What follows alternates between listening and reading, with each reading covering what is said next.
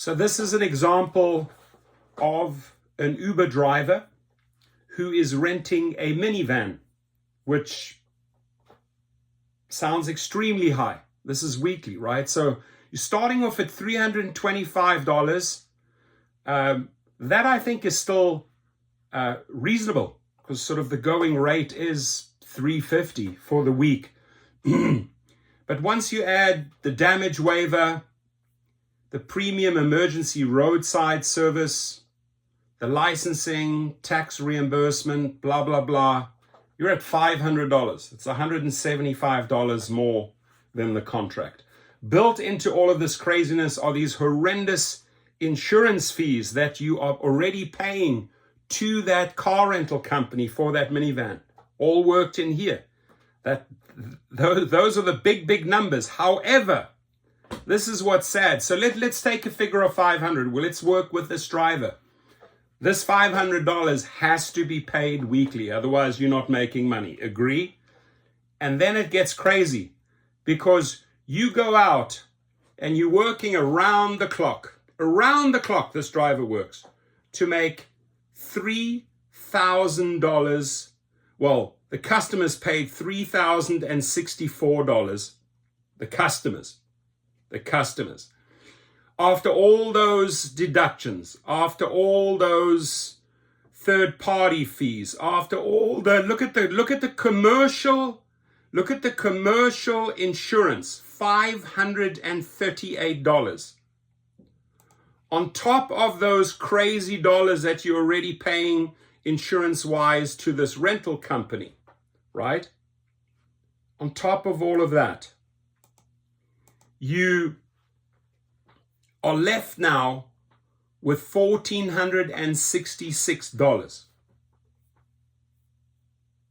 Less than half after they've taken out the entire insurance scam, commercial insurance, after you have gone out and paid for that rental van, which is not even factored in here. So we have to take it a step further. Out of those $3,064 the customers paid, after everything Uber is taking from you, right? Uber service fees, $735. Commercial auto insurance, $538. You're left with $1,466. And then they have the audacity to say, oh, Uber's only taking 24%. That is a flat out lie, because you are lying about the monies that you're making, gouging on the insurance. This is the biggest lie right here. They think, oh yeah, we're gonna buy into this little pie. Bye American pie. That's all bullshit. So, but what is the driver really left with? He's left with $1,466, and now here's the big one. He has to pay that minivan rental of $500. So you're coming out with $950. $950 after the customers have paid $3,064. You are left with $955. Ladies and gentlemen, do you see the racket now? Do you see the racket? At least if you owned that minivan and you were paying your own commercial insurance and you were taking 100% of those fares, the math would change incredibly, right?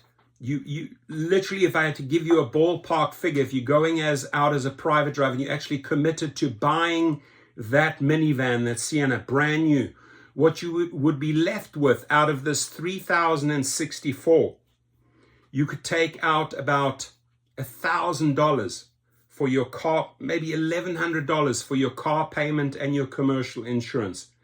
And you're left with about $2,000 versus $950. Do the math. This is why you really need to get going and step into your own LLC, your own limited liability company. Set it up.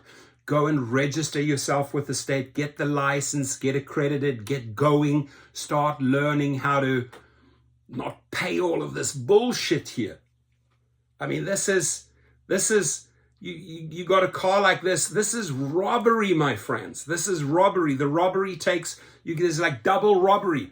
one time you're getting robbed by the rental company, right? And then you're getting robbed by the rideshare company. So it's crazy once you start doing the math and you start going back from, okay, the riders paid $3,064. After all is said and done, I'm putting $955 in my pocket. Stop. We're not done yet because we haven't even taken the gas out.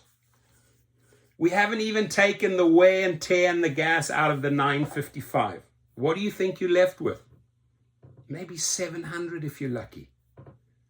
So you do the math. You have to treat this as a business, ladies and gentlemen. Got to make the smartest decision here. What works for you? Don't work for them. Work for you.